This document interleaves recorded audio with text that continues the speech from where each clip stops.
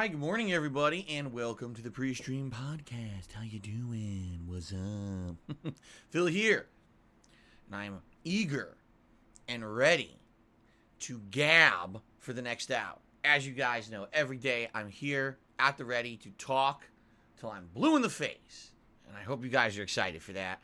Today is Friday, the first. Wait a minute. The first, no.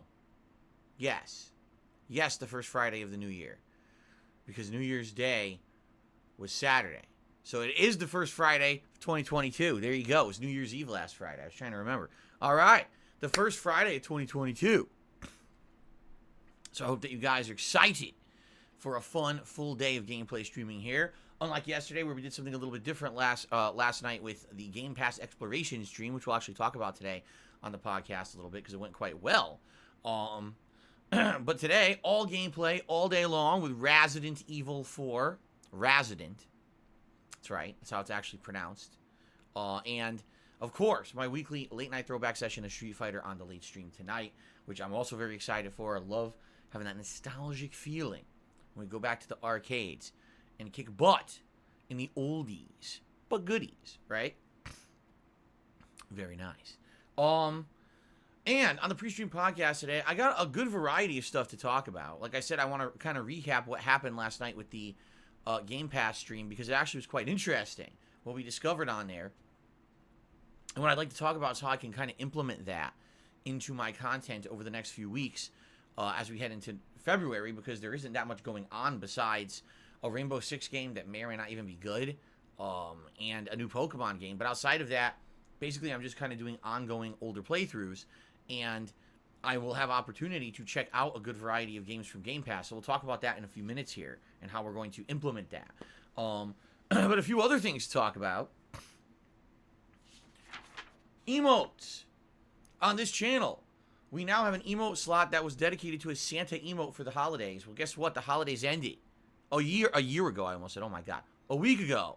So why do we still love Santa? Why is he sticking around? He won't go away. I told him the milk and cookies are gone, but this dude is just sitting around my living room drinking all my gin. He won't leave. He's like, ho, ho, no, oh, no, I won't go. So we got to get him out of here. We got to get a new emote here on the channel to replace the Santa emote, okay? And of course, hopefully, this month we'll hit our membership goal of 350 members, and if we do that by the end of January, there's another emote slot that's going to be unlocked. So we'll talk this morning about emotes and what emotes you guys might want to see replace Santa and maybe be the next new one as well. All right. And a few other odds and ends to talk about. There's one piece of gaming news that's a rumor that I'd like to address today. So a few things on the podcast today, good variety of stuff. And also, obviously, I want to talk about my schedule, because it looks like, not 100% guarantee, but it looks like my schedule may actually be mixing up a bit for the new year.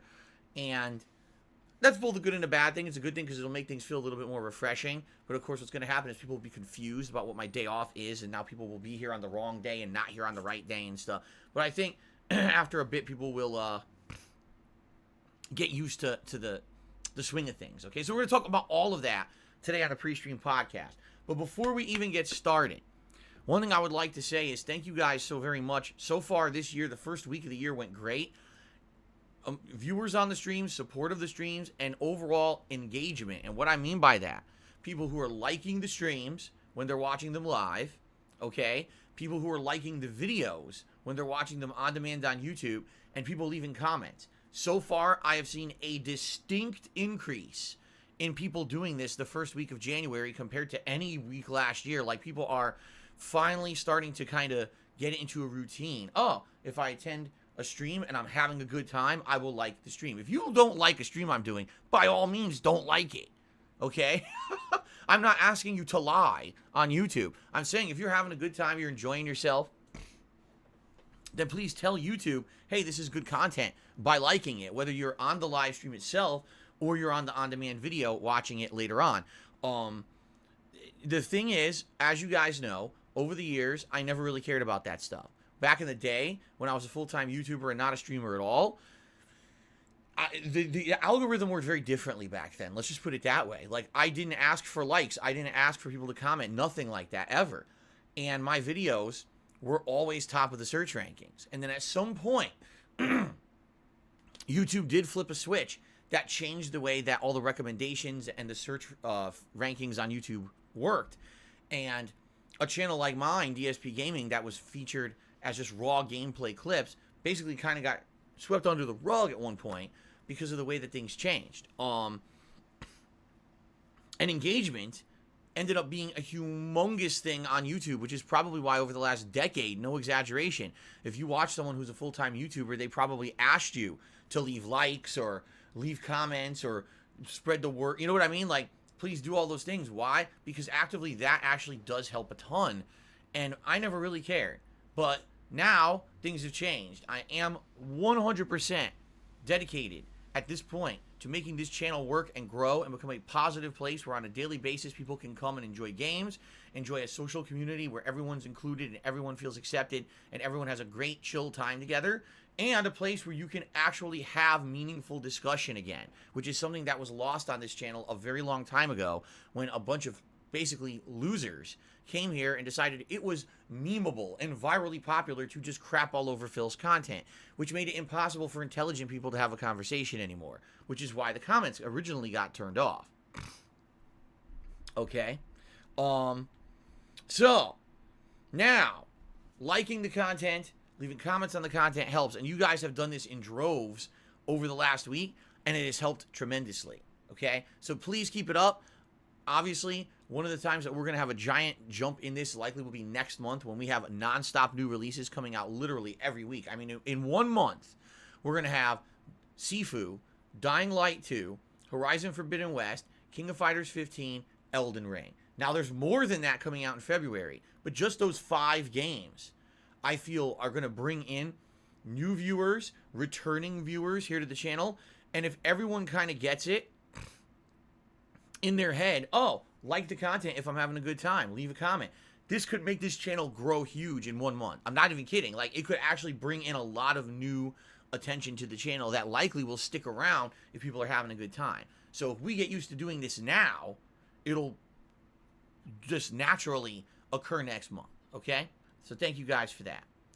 Okay, so let us now get into some of the topics of the PreStream podcast today.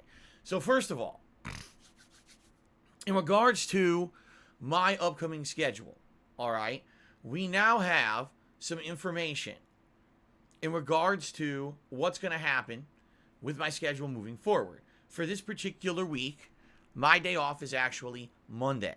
Now, I know that's very different. In fact, I can't even tell you the last time I had a Monday off. Usually, my days off have been around the middle of the week. There were a few exceptions over the time last year where I think I had a weekend off, but never have I really, I can't even tell you a time when I had a Monday off as my day off, all right? Well, it's a new year, new schedule. You know, my wife's job has shifted around and changed some stuff, and her scheduling is changing, which obviously means I'm the one who's flexible, right? I'm the one who, I could stream any day I want, so I try to line up with my wife's days off so that we can have a day off together once a week. Monday is my day off this coming week, which means I'm streaming today, Friday, Saturday, and Sunday, and then I'm off on Monday. Now, if everything goes as we're expecting it to go, because you know how things go around here, if everything goes how we expect it to go, then that means moving forward, my days off should usually be on a Monday. There may be some exceptions. Maybe a week it'll be a Sunday or something like that. But basically, that's kind of the new thing moving forward in 2022. The good news is this is great because it will not really hinder any game releases, right? Games typically either come out on a Friday for a worldwide release, or sometimes in the United States they have an earlier release date, a window of like a Tuesday. Why they always did a Tuesday in the US and the rest of the world did Friday, I have no idea. I prefer a worldwide simultaneous release. So as long as everything stays as it is, this is how we're going moving forward. Now, obviously, this means this week is kind of thrown into disarray a little bit because I just started streaming yesterday, Wednesday, right? And I'm going to have Monday off, so that means Wednesday, Thursday, Friday, Saturday, Sunday, only a 5-day streaming week. That's a much shorter streaming week than usual. Usually I do 6 to 7 days, right? It's all right, though. You know, it's adjusting here. And we'll all get used to it. As usual, change. People at first resist it. They're afraid of it. They're terrified of change. Oh my God, things are changing around here. I'm shocked. I'm appalled. I can't take it. And then they realize, oh, change is good. Change is good for variety's sake. And sometimes, you know, things settle into a better schedule or whatever. And then it's actually better over time, right? So, being that I only have 3 streaming days left this week, all right, a lot of the things that I told you guys originally I was going to do this week, I can't really fit in. Like, for example, I said, oh, we're going to do a late night stream of Lost Judgment post-game this week. We're not going to have time for that. All right, and I even said, oh, we're probably going to start Condemned Criminal Origins this week. Well, it's a short week. We don't have time for that. Here's what we are going to do. Let's go through the schedule for the next 3 days so you guys know what to expect. And then the good news is next week is actually looking quite different than what you guys probably expected. And is going to be a really good week for variety, okay? So, today, Resident Evil 4 continues. My last stream of Resident Evil 4 was hilarious. I was in the hedge maze. That hedge maze is one of the hardest parts of the game. I had completely forgotten it even existed because I've only played Resident Evil 4 once before to this point, and man, it kicked my ass. Those dogs are a pain in the fucking dick, man. Like, they just keep fucking coming and spawning, and they come behind you, and when they hit you, they do like 50% damage to your health bar. So, man, that was challenging. I got through it, but it took like an hour of repeated deaths in order to get through it. We did get through it, but man, it was funny, and people had a good time with that. I did too. So we'll continue on with that today. Now, I'm trying to remember what's left. I remember, you know, we got to get through the rest of the Salazar Mansion, and I'm pretty sure there's a boss fight coming up, but I don't really remember. I mean, like I told you guys, I only played the game once ever, back in 2014, and I actually don't really remember anything at this point in the game. I only remembered up to the crank room. That was it. That was like the limits of my memory. So we'll have to see moving forward. It's going to feel like a new game continuing on because I have no idea what's actually coming up for the rest of the game. All right. So it should be fun. Later tonight, old school Street Fighter fun, Friday night fights. Now, every week people now ask me, Phil, what version are you going to play? And every week I say, you know, I don't really know. I have the option to play both on PlayStation or Xbox. It's kind of like either one, neither one is perfect. Both versions have positives and negatives. If I play on PlayStation 5, which is basically the PS4 version, there's a bigger player base, right? And there's more variety of me moving around the rooms and maybe playing different people. And honestly, the controls on the PlayStation version are a little better. We actually found a game bug where you can't do Shoryukens facing left on the Xbox version, and everyone has this problem. Don't ask me how they released a fucking version of a fighting game where special moves don't come out, but they did. As if the PS version wasn't bad enough. I can't believe they fucked up the Xbox version like that. So, more players on PlayStation and wider player variety, but trolls, right? We got 2 or 3 trolls that follow me around and try to ruin the lobbies by glitching the game. And on top of that, there's no ranked play. There's no like matches. You have to play in the lobbies. Okay.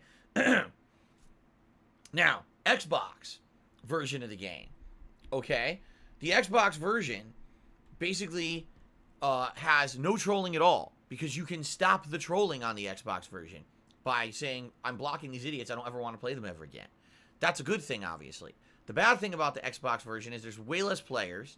You can't control what lobby you're trying to join. It's automatic.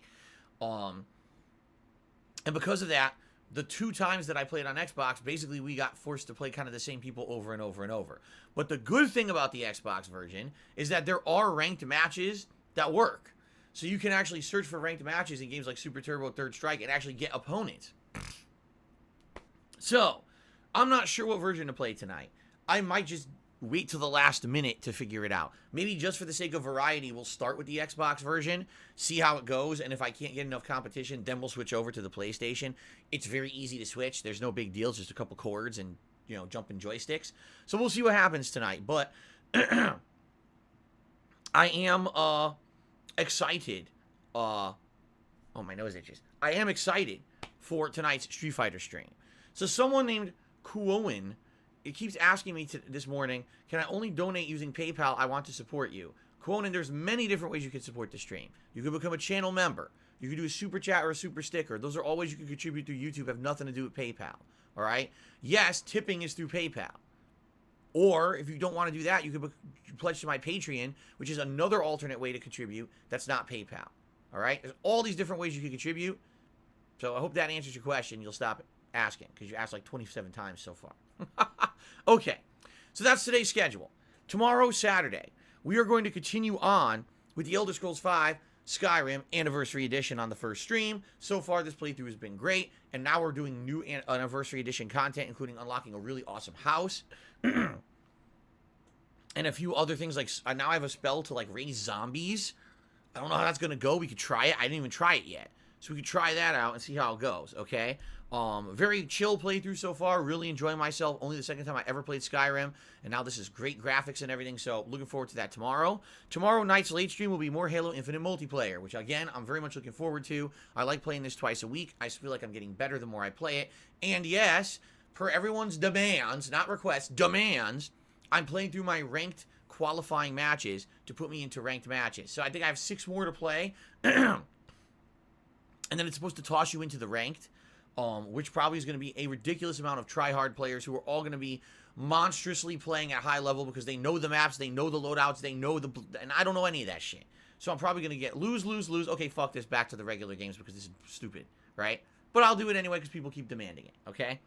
Then on Sunday, which will be my actual last streaming day this week, I'm either going to play more Resident Evil 4 or more Skyrim on the main stream. I don't know which. What I will likely do is right here on DSPGaming on the community tab of the main page, I'll do a poll probably tomorrow.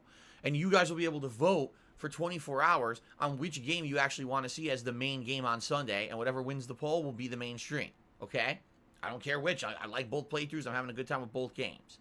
Then on Sunday night, it'll be the conclusion of Grand Theft Auto 3 Definitive Edition. Now, this is kind of special because we've been playing Grand Theft Auto Definitive Edition Trilogy since early November, right? So it's been over 2 months we've been enjoying this trilogy, and it'll be nice to give it a send-off and finally see the final missions and rage at how hard the last one is, because, my God, I remember how hard the final mission is. At the very same time, it is kind of bittersweet because these games really just are synonymous with the time when I was popular on YouTube. If you remember 2012, this is some of the most popular stuff I ever did. The GTA playthroughs, people still reference the originals to this day, some of their favorite content on YouTube. I remember playing them in that summer, sweating my balls off. It was a very hot summer, playing them on PlayStation 2. And man, it was a different era back then in 2012. Just put it 10 years ago, man, things were different in the world and on YouTube. And be able to re-experience these games in a modern setting with modernized graphics and controls and everything was very, very fun. But it's a new year. It's time to get through it and move on to other stuff. So I'll be excited to finish that up on Sunday night. Okay? Awesome. So then I'm off on Monday. All right? And I won't be back until Tuesday. So I hope you have a good Monday off. And, I know for some it'll be, what? Phil's not here on a Monday? He's always here on a Monday. I know. It's a little weird. Okay? So this coming week, you want to talk about variety, just listen to this. So on Tuesday's main stream, it'll be whatever we didn't play on Sunday. So if we play Elder Scrolls on Sunday, it'll be Resident Evil on Tuesday. Or if we played Resident Evil on Sunday, it'll be Skyrim on Tuesday. You see? There you go. Tuesday night, I will do my very first Lost Judgment post-game stream. Meaning, we've already beat the game, but there's all this side content left to do that we didn't do in the main playthrough. So we'll be going back and doing some of that starting on Tuesday night. Okay? Then on Wednesday, Condemned Criminal Origins. Yes!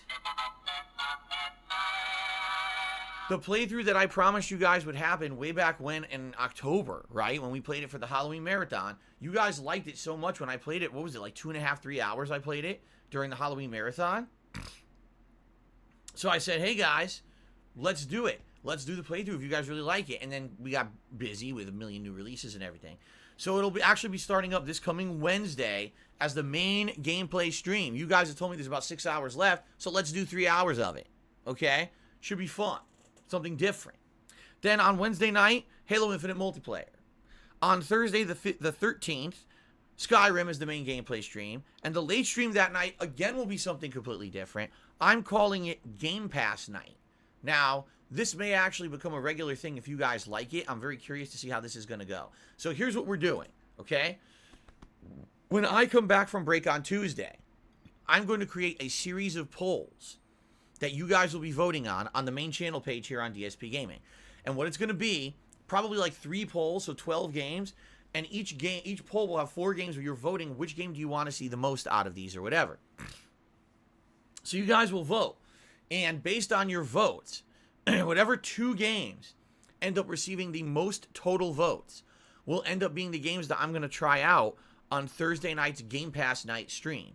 If you were here last night for the Game Pass Exploration stream, it was actually one of the most different and actually interesting things that I've done in a while. We went through hundreds of games that have been released on Game Pass over the course of the last 4 to 5 months. We added a bunch of them as possibilities to play. There's such a big variety of games on there.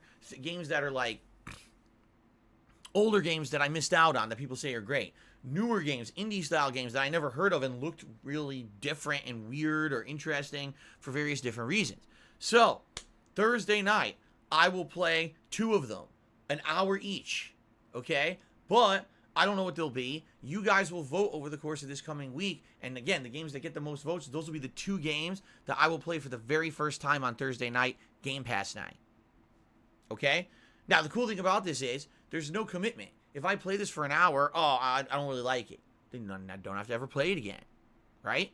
Or it could be the flip side. Play it and like, oh, wow, the game was definitely like a gem that I missed, and man, I want to play it more. Then it could become a full playthrough, you see? So this is excellent that we've got this ability now with Game Pass, especially during months like January when there's just not a lot going on in the realm of new game releases. We got stuff to do because I got Game Pass. This is one of the awesome things about Game Pass and how it's such a consumer-friendly service.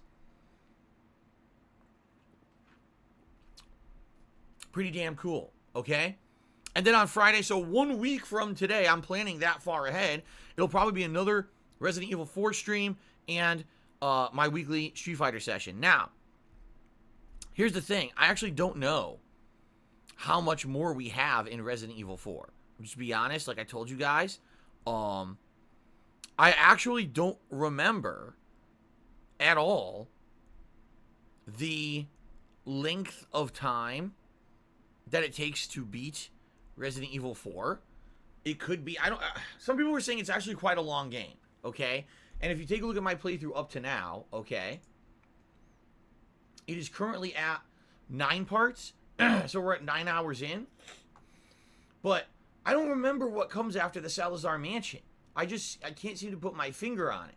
So, again, I have like no recollection of this. So I don't know if it's going to take like another 2, 3, 4 streams to beat it.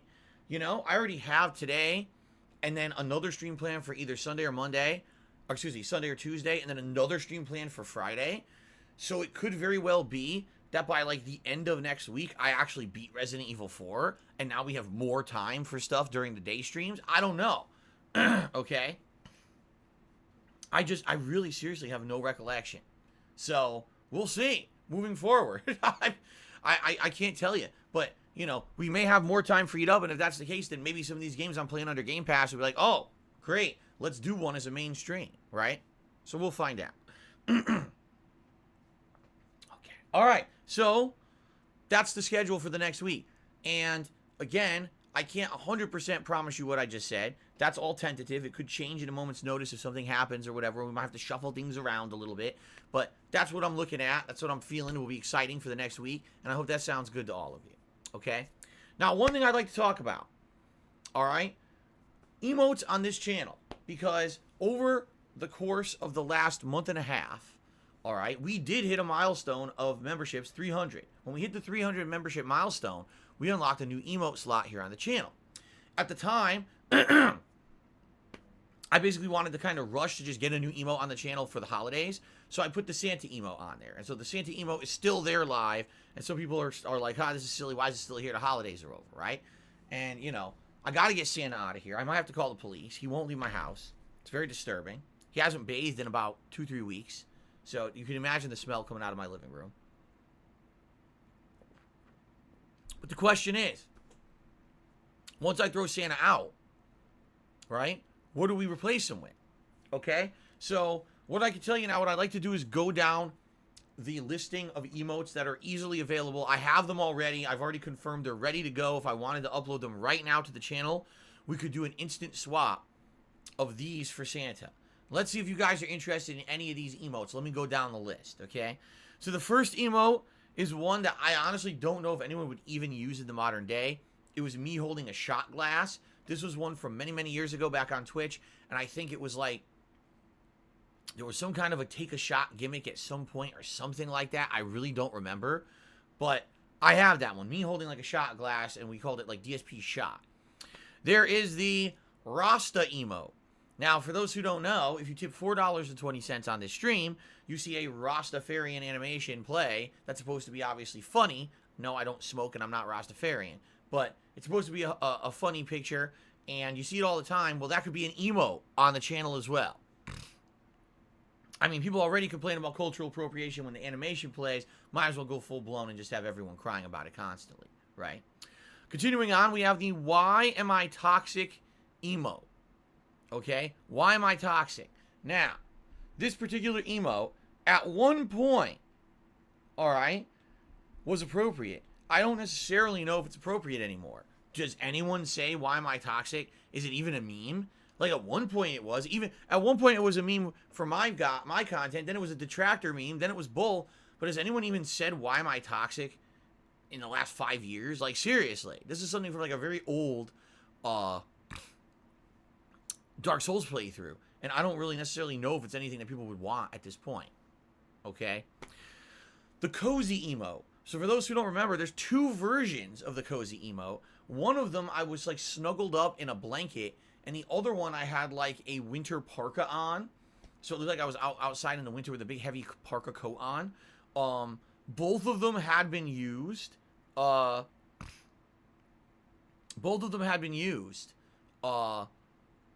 the course of the time that I was on Twitch.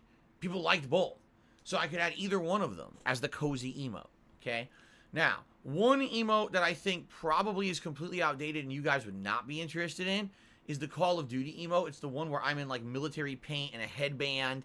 I was using that last year when I was playing a lot of Black Ops Cold War, but I don't even play Call of Duty anymore. I didn't get Vanguard, and no one really cares about the franchise at this point. So if I were to add that one in, I don't know who the heck would use it. I think that might be like a dead emote, okay? The DSP Death emote. So this is my head cartoonish with two red X's over the eyes to basically, you know, represent that I died in a video game. Maybe that one could be used. All right. Now here's another one that's kind of outdated. The frog emote. So when I was over on Twitch, over the years that I was there, we had several different frog emotes. There was one that was a more cartoony frog. There was one that was a frog that was my face with a goatee. So there were different ones, okay? I don't know that anyone is using that meme anymore. Like, that meme seems to be completely and utterly dead. It seems like the day that I left Twitch, the meme died, and no one seems to make those references anymore, okay? So, I don't really know if that would get any use at all if I added it. But it's available. Now, here's one that absolutely positively I feel is dead and no one's going to care about. The DSP audit emote. So, there was a time frame of about 6 months, all right, where I had received so many fake tips. And what I mean by that are people would tip me on PayPal and then do illegal chargebacks with their credit card company claiming that it was an unauthorized transaction. And then there was one particular person who actually was using stolen credit cards to tip me over a 6-month period. And what ended up happening was I had to basically change the way that I accepted contributions. I couldn't just openly accept any tip anymore because there was someone who was doing this so often, then they would charge me back. And the thing is, for those who don't know, on PayPal, basically there's a lot of things involved with chargeback situations. There's fees involved. There's a disputes process. It could take months of fighting to try to keep a tip that someone disputes. And then on top of that, if you lose the dispute, not only do you lose that tip, then there's fees involved for you. Like, wait a minute, let me get this straight. Someone broke the law, stole credit cards on the internet, right? Or used stolen credit card numbers on the internet. Used it to tip me during a stream, which I can't control. I don't know what's stolen and what's not. There's absolutely no way for me to verify that information.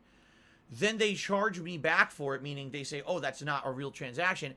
And then I have to pay money. What? Yes. And this was so bad, I'm not kidding you. it was about a year and a half ago, because it was the fall of 2020. This cost me, I'm not exaggerating, thousands of dollars. It was terrible. Not only was I losing tips that I thought I had earned, then there were all these fees involved. I was like, dude, you're stealing money from me. It's fucking theft, okay? Now, the good news is, since then, I changed a lot. I actually put a lot of protections in place to prevent those kind of things from happening, all right? You know, there was a lot of really fucked up things that people found out ways to abuse the system, and I shut all those down. So it's not foolproof. Nothing's ever foolproof in this life, let's be honest here. But I know things are a lot better now. There's been, basically, I have not had to actively audit tips that are coming into my channel in a very long time. So the DSP audit emote made sense for about 4 or 5 months when I was actively auditing every tip that came in to prevent fraud. But at this point, I don't really think it has any use because I don't do it anymore, you see? Much like, remember there used to be a bottle crunch emote when I used to drink bottles of water and every day I would crunch the bottle? What's the point of that when I don't drink the bottles of water anymore? I'm drinking seltzer and filtered water and I'm not crunching bottles, right? So what do you need the bottle crunch emote for? It's outdated. So there you go. Okay, continuing on. Now here's an interesting one that you guys may want back. Once upon a time, many years ago, I dabbed. And when I dabbed, it was screen grabbed, and people made a 2-part emote of it. Okay? And people actually liked the 2-parter emote. They liked the fact that an emote has more than one part, and you could do 2 emotes back to back, and it makes a bigger picture in chat. And it was a big thing over on Twitch. People loved on Twitch when I had this 2-parter emote. When I came over to YouTube, I had limited emote spots, so this was one of the last things on my mind was to put up a 2-parter emote. This is one we could definitely do, but if we're going to do it, basically I can only put up half of it right now, okay? And then the other half would have to be when we unlock the next emote slot at 350 members reached, you see? And the thing is, I don't know when that's going to happen. That could happen this month. It could happen in February. It might not happen until the end of the year. I have no idea. I can't predict the future, right? So it might suck if we do the first half of the emote and then it gets stuck and we never get the second half, you see? So, that being said, I don't know. I think it would be a good one for the stream. At the same time, do we really want half of an emote to be in limbo and unusable? Half a dab, right? So there you go. Another one that we did, I want to say this one was last year. I could be wrong. It might have been 2 years old. The Devour emote. Do you guys remember that? So I ordered a papadilla, which was the Papa John's foldable sandwich for a live stream for a DSP Tries It. And I ate it live, and people screen grabbed it and made it an emote, me eating the papadilla. So that's one that we can add. And then last but certainly not least, and I just want to confirm we actually don't have this one yet. No, surprisingly we don't. I don't know how this one kind of got left to the wayside, but it did. The facepalm. Me doing a facepalm. For some odd reason, I never added it. So so I would say, this is my opinion.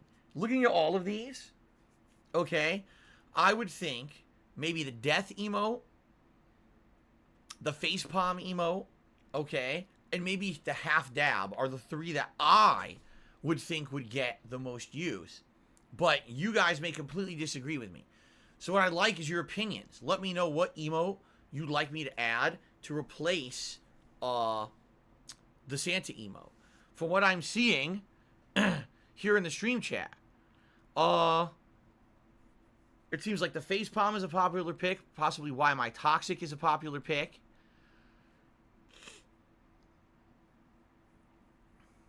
Yeah. The frog, some people said the frog might get used. See, I don't know about the frog. No one even references the frog anymore. It was very popular for like a year. And now it's completely been dead since I moved to YouTube. So anyway, give me your opinions. All right?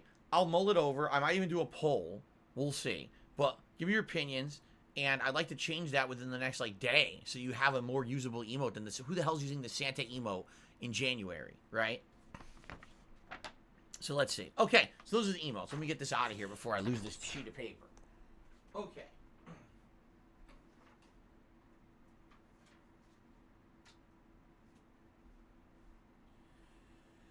Now,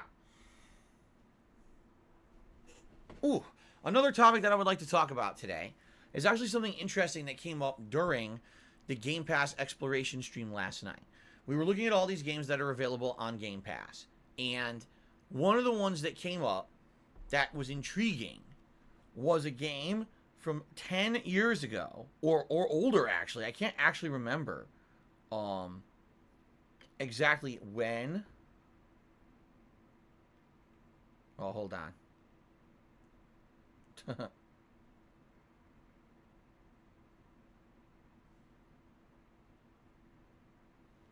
Okay.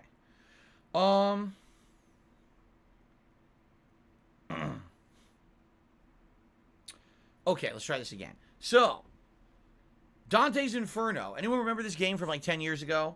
So, Dante's Inferno was a game that very much was what I would term a knockoff of God of War. Now, I don't mean God of War 2018. I mean the classic God of War trilogy. Okay? So, this God of War trilogy was incredibly popular back in the day. And a lot of different game franchises tried to kind of bite off of its popularity.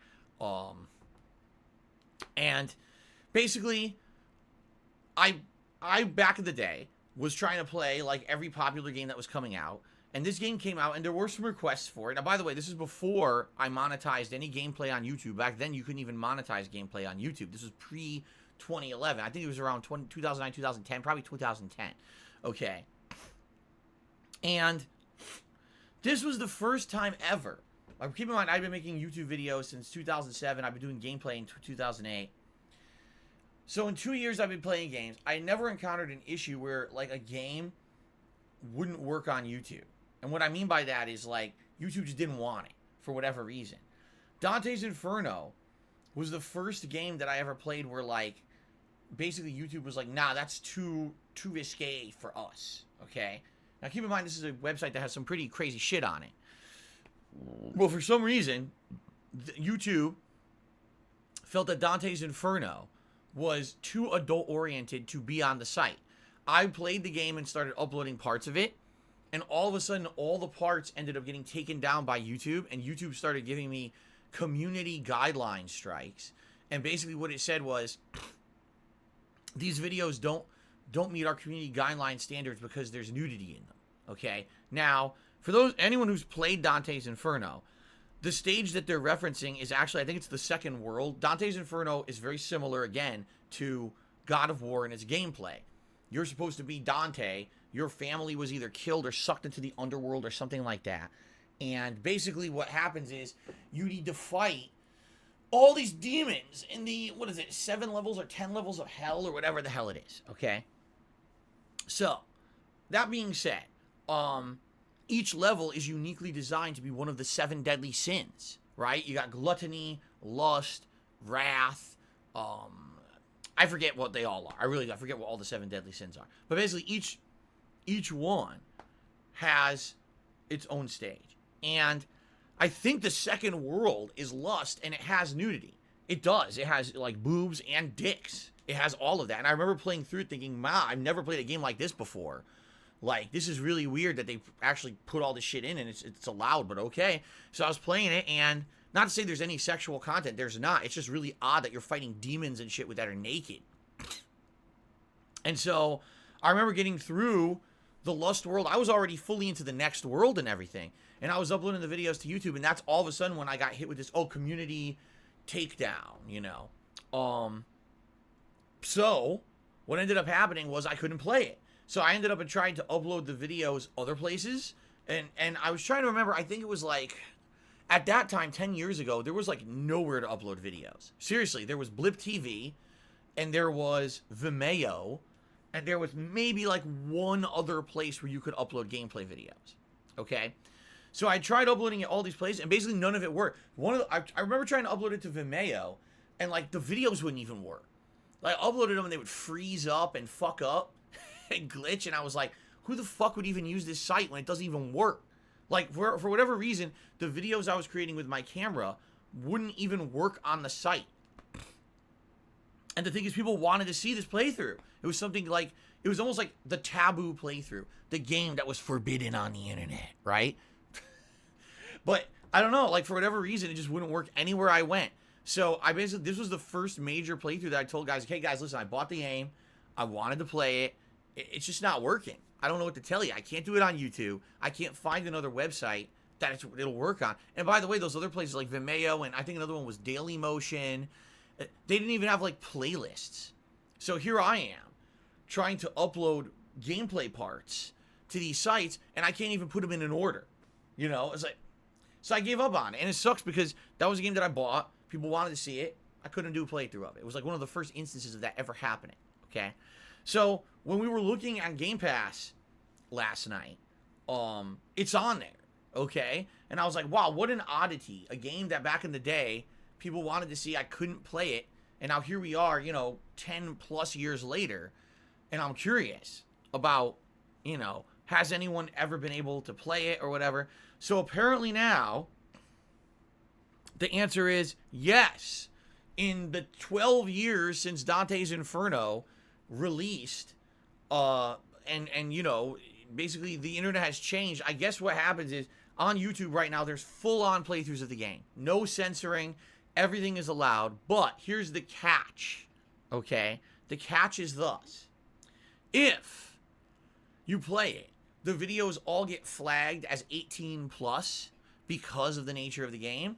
And therefore, it's not safe for advertisers. So no ads will play. Or if the ads do play, they're like not yours. They get like YouTube ads and shit, but nothing that you wouldn't get anything for it.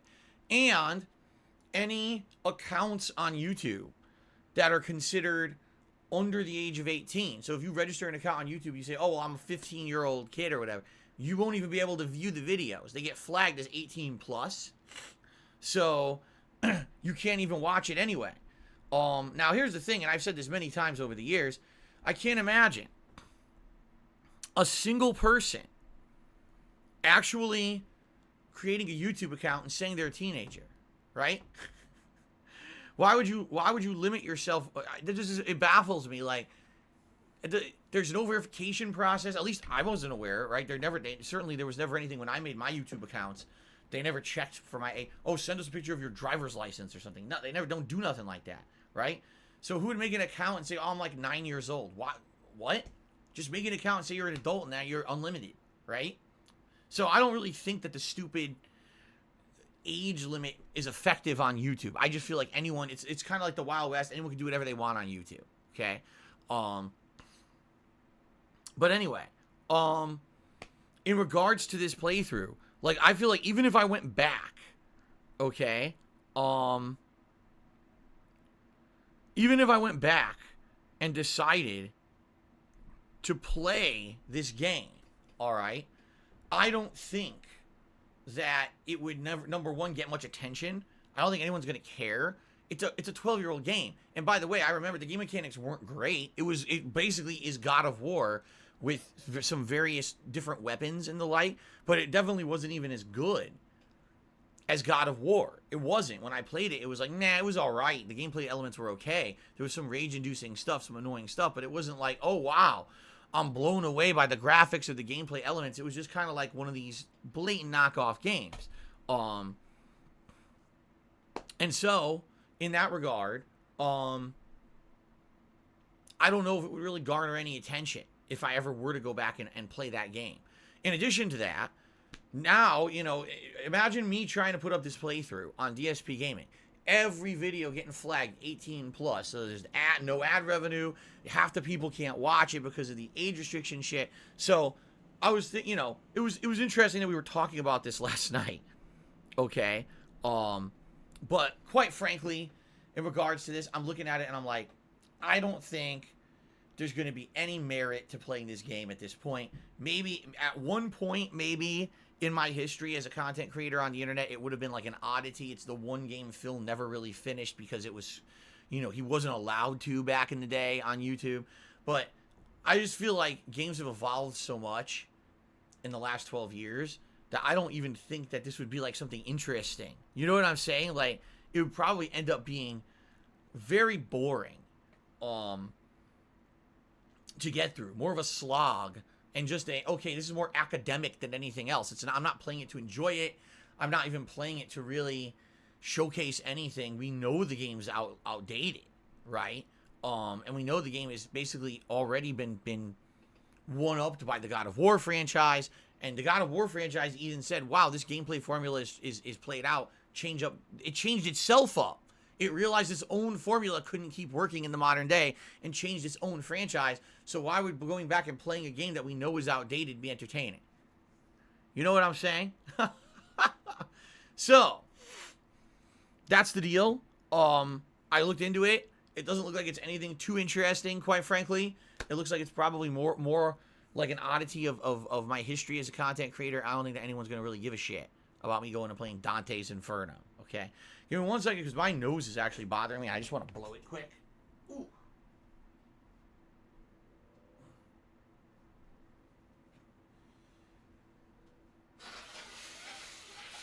Ugh.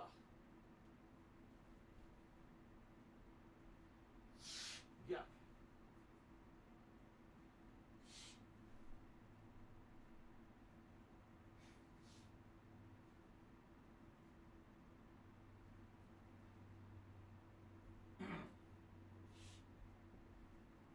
Okay, that's better. Okay. I was trying to think. Okay. Oh, yeah, there's one more thing I want to talk about. That's right, and it's not related to me or my channels or anything. There's one piece of, I guess you could call it gaming news, even though it's not necessarily gaming news. It's a rumor, okay? Ladies and gentlemen, after many years, today the rumor finally hit that Mario Kart 9 is actively in development. What? Like, seriously, like Mario Kart? Mario Kart. This is a game that we haven't seen a new Mario Kart game in what, like 8 years or something crazy like that? I mean, it was one of the earlier games for Wii U, Mario Kart 8, with that freaking infinity symbol or whatever, right? I thought that it meant it was going to just be infinitely the only Mario Kart game. We never see another one. You'd be playing Mario Kart 8 infinitely. That's what I thought it stood for at this point. But apparently they finally, for some reason, decided to make a new one. I mean, I was just talking about this yesterday on stream. I was saying, man, it blows my mind because Nintendo, right, used to make every single time they had a new console, right, they would pump out all of their first-party titles. And obviously that includes Mario, excuse me, that includes Mario, that includes Zelda, that usually includes some kind of a racing game, like Mario Kart is usually the big racing franchise that they pump out. Of course, they have many franchises. You know, Donkey Kong, Mario Party. You know, I could go here and talk about first-party games probably for an hour because we all know that the quintessential, not quintessential, the essential Nintendo franchises that they always pump out every console generation. And since the Switch came out, what was it, 2017? You know, we've seen Mario Odyssey. We've seen Breath of the Wild, although admittedly Breath of the Wild was cross-platform, so maybe Breath of the Wild 2 would be considered the real next-gen Zelda game. But basically, like, Mario Kart got a re-release. They re-released Mario Kart 8 for the Switch. Why? Because the Wii U was a failure. A humongous, ginormous flop for Nintendo. Basically, only hardcore Nintendo fans and or content creators bought the thing. It did not sell well among casual gaming audiences like the Wii did. And Nintendo did make all of their first-party games for the Wii U, and most of them went unplayed by the widespread gaming audience. You know, all the games of that generation were passed over because no one wanted the Wii U. And so when the Switch came out, Nintendo said, well, how do we recoup all the losses of the Wii U? Well, how about for like 3 years, we just port every game that was on Wii U to the Switch and resell exactly the same game with slightly better graphics and better controls. And that's literally what they did. Game after game after game after game that had been on a Wii U exclusive now was a Switch game. And everyone played the games now. In fact, I just last year, there was Super Mario 3D World. Whichever one it was that was paired with Bowser's Fury So the gimmick was play this game that everyone skipped. Oh, by the way, it's now paired with Bowser's Fury, and Bowser's Fury is new, so there's actually a reason to buy this again. You see, so that being said, I've been a very verbal, audible critic of Nintendo, saying I really wish that they would just start putting out new games again. Like, where are all the new games? You know, my Switch in the last year got almost no use, and it's really weird because the year before that, my Switch got a ton of use, if you remember. But this last year, 2021, I mean, what did I play on it? Metroid Dread. Was there a Pokemon expansion? I think the Pokemon had a DLC expansion. No, that was the year before. What did I play on my Switch in 2021? I can't even remember what I played on it. So I mean, like, Pokemon Snap. I knew there was a Pokemon game. I played Pokemon Snap, and I played Metroid Dread. Is that literally all I played? Oh, and of course, what I just said, Super Mario 3D World and Bowser's Fury combo pack. Right? I think that was it. You know, thinking back, I can't even think about anything else, you know? So, what, you know, it's funny because the Switch still continues to be like a humongous selling console. But again, it's kind of like the same situation with the Wii. The reason that's selling now is because everyone wants a console. It's the only console you can readily get. You can't get an Xbox Series X. You can't get a PS5. They're all back ordered and scalped to shit everywhere you go. So the common person, I just want to play video games at home. I don't even care what it is. Well, they got the Switch. Buy it. And you come home and they play the same fucking games that we've all been playing for 5 years. It's like, you know. So everyone has a Switch, but there's like nothing for it. For hardcore gamers. If you're a casual player, sure. If you don't care about what games you're really even playing, but man, there's just not a lot going on, man, on the Switch. So, I mean, a new Mario Kart would be huge. It would. Like a new Mario Kart with modernized graphics. And by the way, the big thing that everyone is saying, okay, is basically, this one is going to have something new, a new twist or spin on racing. It's not going to just be plain Mario Kart. It's actually going to have some kind of a new gameplay element. Okay? That's what's being said. That's right. I'm also being reminded Mario Golf I played last year, which was not very good, and Skyward Sword Remake. Those are the other two that I played on my Switch. So really, I played 5 games on Switch all year, right? And by the way, only one was really good. But Metroid Dread was definitely really, really good. I would say Bowser's Fury was good too, but it wasn't really much of a full game. So, okay. So anyway, what would the twist be at this point? You know, like, you think about all the things that they've done with Mario Kart over the years, right? First, it was adding pseudo 3D graphics. Then it was actually going full 3D.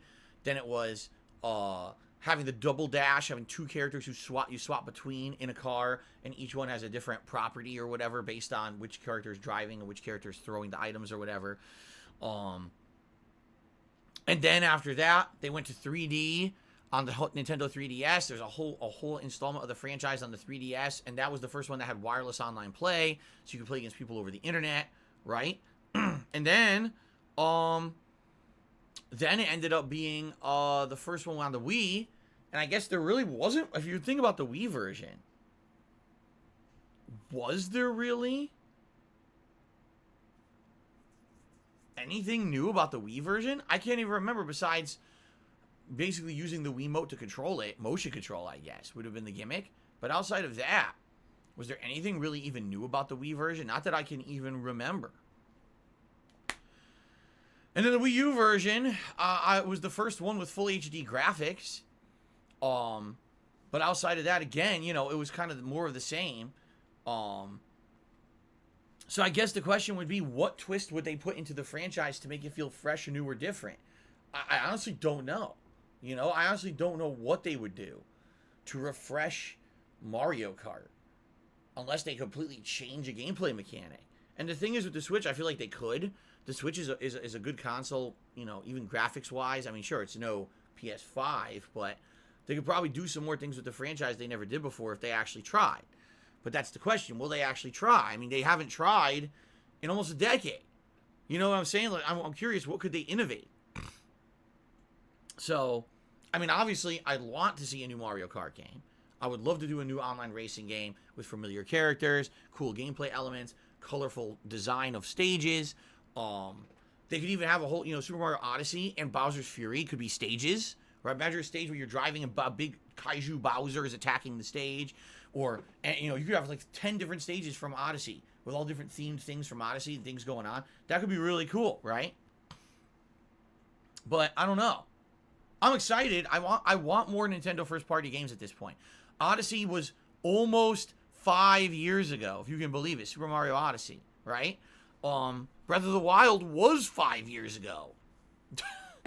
And it's like, dude, these are the big franchises. We waited 5 years now for a new game that you want to play on this console.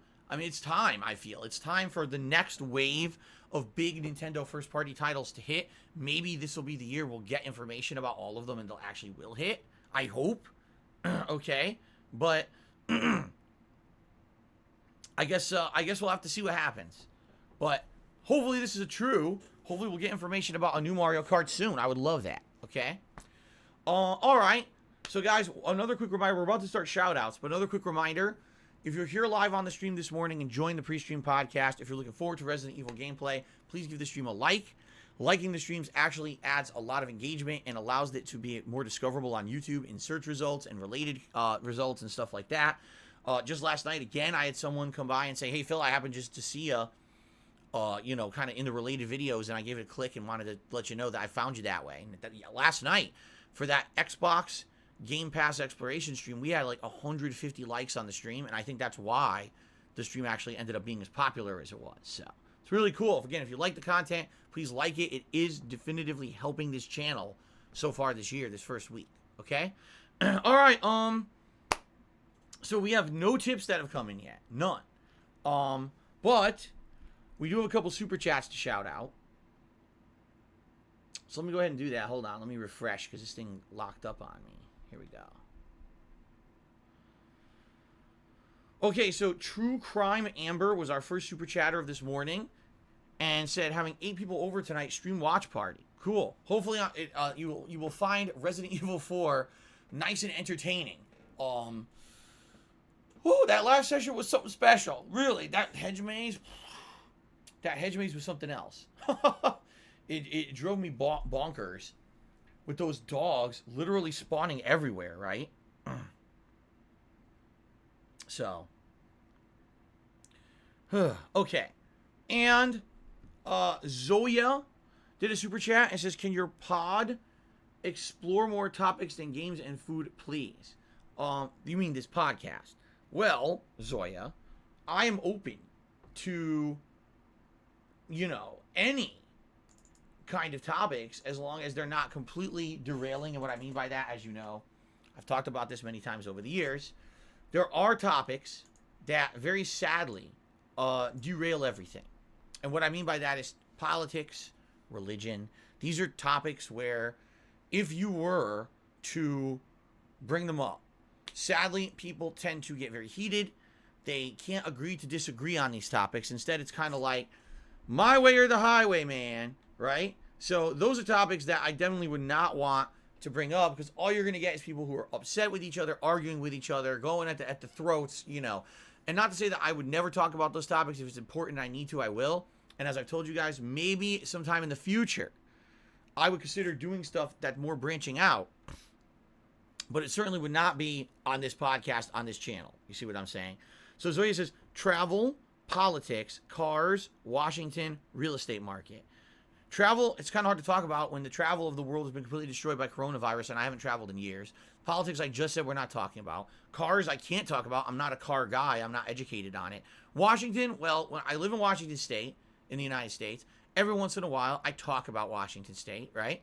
And I'll tell you about stuff that's going on here in regards to stuff in our state. And, that's about as much as I can do in that regard. If there's something going on, like inclement weather, or something's going on here with our government, or something's going on here with coronavirus restrictions, or something's going on with something that's related just to this state, and I want to let you know about how stuff is going on here, I will.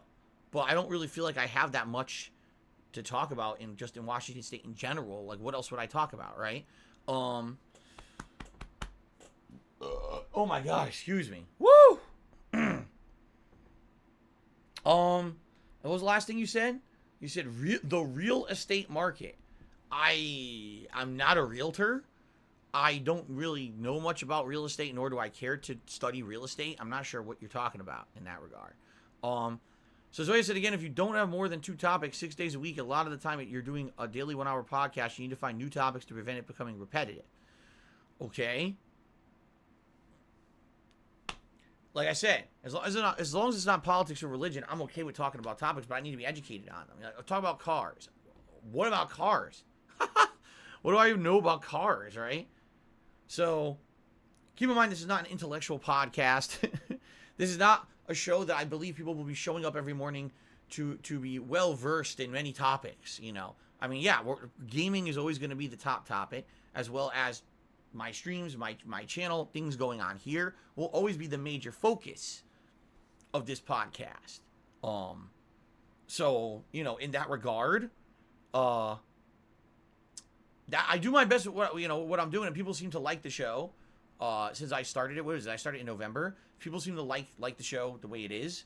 And of course, when we have the other thing is there will be very pertinent topics at different times of the year. For example, during the holidays, what do we talk about? There's a lot of shows where we talked about Christmas and different things going on then. You see. But hey, if you have ideas, let me know. He says, "What are your interests and hobbies?" My interests and hobbies: games, get video games. You know, at one point I was a movie buff, not anymore. I basically fell out of being a movie buff because I don't have time to watch movies. Wrestling, I used to be a big aficionado of pro wrestling. I haven't watched it since April 2010. So, excuse me, April 2020. That was WrestleMania, the digital WrestleMania that they didn't have any audience. That was literally the last piece of in-person wrestling I even watched. So, that's what I mean. Like, what else are we talking about? Okay, so a new contribution just came in from Zoomer Boomer Doomer. $1.50 tip. They said, I have an idea. Have a topic called Ask Dr. Darkside Phil and play on Dr. Phil. Viewers can ask questions to problems they have, and you can give kind of armchair type advice, and looking forward to Street Fighter. Oh my gosh. Okay. Well, I don't know about that. So here's the thing. And this is actually true. I should actually maybe bring this up for a second. A lot of people out there that are content creators who have a following, all right? First of all, I hate to say it, they don't realize that a lot of people who watch them idolize them. And what I mean by that is people look up to them.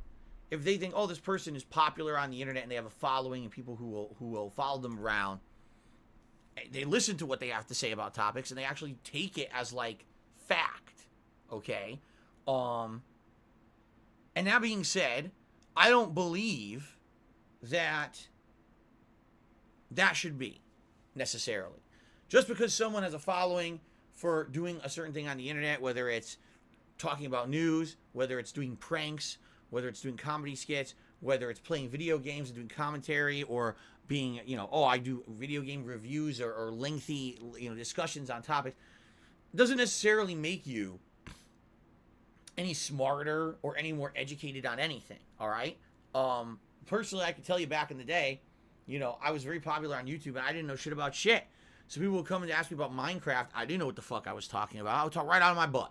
And quite frankly, today, I'm embarrassed at some of the ways that I behaved back in the day. As I've told you many times, I didn't realize that because of the following that I had on YouTube, that I had this power with what I said. Okay? I did. All right? I didn't realize that people took everything I said as a fact, when in reality I was just kind of dicking around and saying shock response kind of deal. Oh, if I say this stupid, shocking thing from out of my butt that really has no substantiation in reality, then, I will go ahead and get views today or whatever, right? I think a lot of content creators don't realize that they have an audience that believes what they're saying is real, and then they go out and say shit that's irresponsible, and then next thing you know, people are paying for it. You know what I'm saying? I personally have been the subject of that, because there'll be content creators much bigger than me who I've never said a word about. I don't know anything about them at all. And they punch down. Oh, let's insult Darkside Phil on my content today just because I can, because it's a meme on the internet to do so. And the next thing you know, there's a whole new audience of people who are hating on me, who don't like me, and who won't give my content a shot because their favorite YouTuber or content creator took a crack at Darkside Phil today. Okay? So, in that regard, I do feel that people, sadly, who have followings on the internet don't take it seriously enough. I personally was the same 10 years ago, but over the years I realized, oh my god, that the things I say and do actually give you clout because you have a following on the internet and people will believe you, and you shouldn't really do irresponsible things like that, right? You have to be responsible with the reach and the power and the clout that you have on the internet. But in regards to a Dr. Phil like thing here, I don't feel that I am any kind of an authority. I don't feel that I'm any kind of a informed or wise individual to be doing that kind of a thing. Listen, if I have a topic where something just happened or I feel something is pertinent that happened that you could learn from, by all means, I'll tell you about it on the podcast. I'll talk about it in my commentary for the day or whatever. But by no means do I see myself as a guru or a know-it-all or someone who can share tons of knowledge with you guys. In fact, out of the only topics that ever I think that I could really kind of outline for you in any detail in that regard would be classic Street Fighter games and or the history of the Street Fighter community from back in the day, you see? Because that's definitely something that I was involved in the 1990s and the 2000s. It's something that I had firsthand experience in. I played the shit out of those games in video arcades. I have an innate knowledge of how they work. I have what they call a fundamental knowledge of the way that those games were programmed at a competitive level. And so for old school Street Fighter, I feel like, yes, I have the knowledge that I can maybe be considered a guru of the older style Street Fighter games. That's about it. That's about the only thing in life, you know, that I feel, maybe you could use my history on the internet as a cautionary tale as to how to behave and be careful what you put out there, because sadly there are things that have happened to me over the years as a result of me maybe giving too much information, maybe, you know, reacting badly to certain things on the internet that I should have just not reacted badly to, and it made people get the wrong idea about me, or it basically raised the ire of people. Okay? So all that being said, my friends, it is what it is. I'm not anyone who I feel like I'm going to do a Dr. Phil segment and I'm going to be able to give you any kind of exclusive wisdom here on my streams. I'm a gamer. I'm a normal dude. I just want to have fun with games and chill with you guys and have a great time, be honest with you about the games I'm playing. You know that. That's who I am. I don't think I'm any better than anyone else. I'm any smarter than anyone else. And there's many content creators out there who act like that. Oh, I'm an authority. I'm a guru. I'm a pro. I'm this. I'm that. I'm a doctor. I'm a fucking, whatever. I'm a general. Whatever they say. They all have these little gimmicks. They all have their little spins, their little twists to make people look up to them, to make them feel like they're something special, right? And maybe that's some of the reason why they have such a hold over their viewership, is because they don't act like a normal person when they're talking to their audience. They're talking like, I'm on my throne or my pedestal up here, and I'm talking down to my audience from a position of big authority, right? I don't feel that way. I feel just like a normal person, just chilling with you guys every day, So no, I'm not going to be doing a big segment on Dr. Phil's segment. That's ridiculous. Okay, we got a few more shout-outs. Need for Beans did a super chat. Thank you, Need for Beans. And Zoya did a super chat. It says, why don't you do a weekly vlog on your day off? I've already explained myself why I'm not doing any content about my stuff on my day off. Well, I will do once a week, is I'll do a segment called Phil's Day Off to talk about what I did on my day off, and that's about it. I'm not going to go any further than that. Oh my god, excuse me. Oh my god, I'm exploding here. Yeah, I'm not going to go any further than that. I don't feel the need to go any further than that. And quite frankly, the more that I reveal about my personal life, the worse it gets, So I'm not going to be doing crazy shit like that. I'm not doing IRL videos and streams and shit. Okay. So Dan the Man just did a super chat. Says, is there a difference between super chats and tips? Yeah, there's a couple key differences.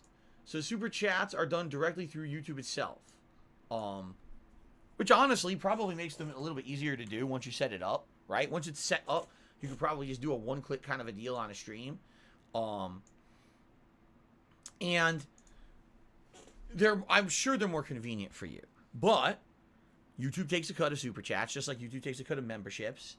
And not to say that it's ginormous or anything, but the way it works is in 1 month's time, there's a certain amount of members I get, and there's a certain amount of super chats, super stickers I receive. That all gets tallied up into a total, a grand total. And then it takes about a month processing time. And then the next month after all that stuff happens, all right, I get one lump sum payment from YouTube for everything that I've earned for the month before. Okay?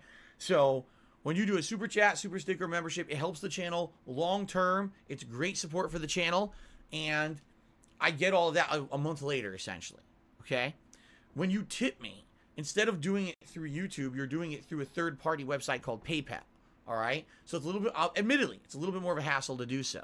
You have to verify your identity, verify you're a real person, click through with an account, and then tip. But when you tip me, there's two benefits. Number one, I get more of a tip than any other contribution. There is a cut taken out, but it's less of a cut taken out from PayPal than other methods, okay? In addition, I get tips right now. If you tip me today, I get the tip immediately. I could put it towards a bill. I could buy a game. I could, pay my internet. I could do whatever, buy groceries, whatever it is. I could do that with tips immediately. There's no processing time. There's no waiting. I get the tip right now to use, you see? So that's the benefits of tipping. And because tipping is something that does benefit me a little bit more than the other contribution methods, I do set up reward goals for tips every day. $50, I put on Gunner glasses. $100, you guys get to pick out a hat for me to wear. If we raise $150, which is the stretch goal, then you get to pick a vest. You see? For me to wear. Is it silly? Absolutely it is. I don't think anyone's really tipping to see those goals, but it's something nice to do in celebration for hitting said goals. Okay? So that being said, yes, I do actually prefer tips, but super chats, super stickers, memberships, they all help. And that's the thing that's going to be long-term kind of dependable income, while tips could fluctuate every day. One day I could get a superb day where tips are sky high and everything's great, and I could have another day where tips are very tiny and, it's not necessarily steady or dependable in that regard.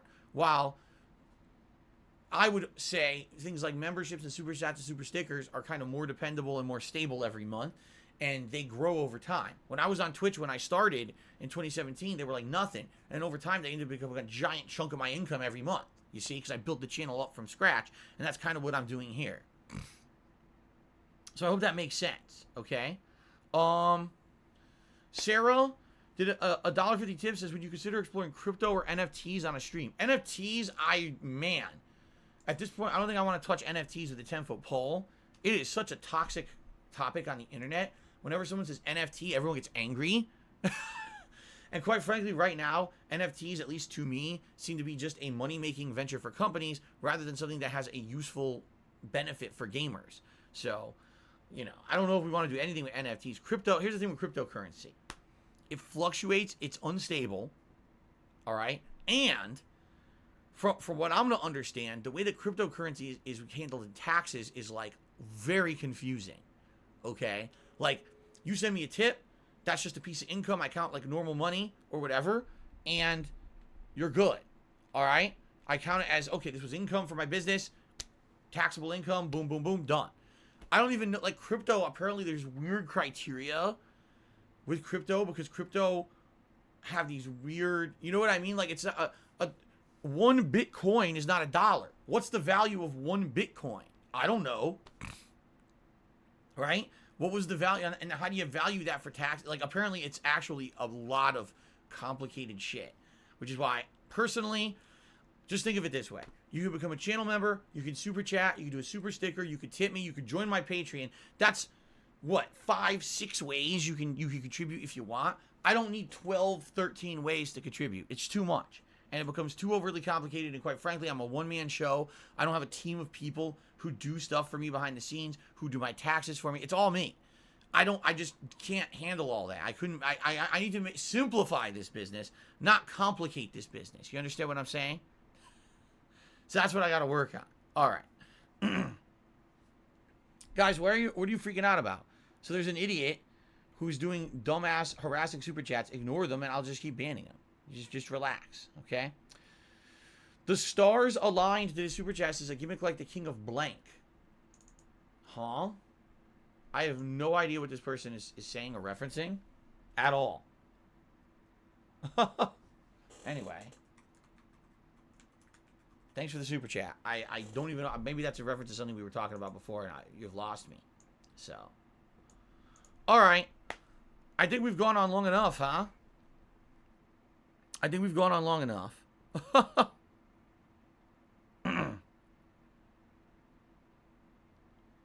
And I think it's time to get set up for Resident Evil.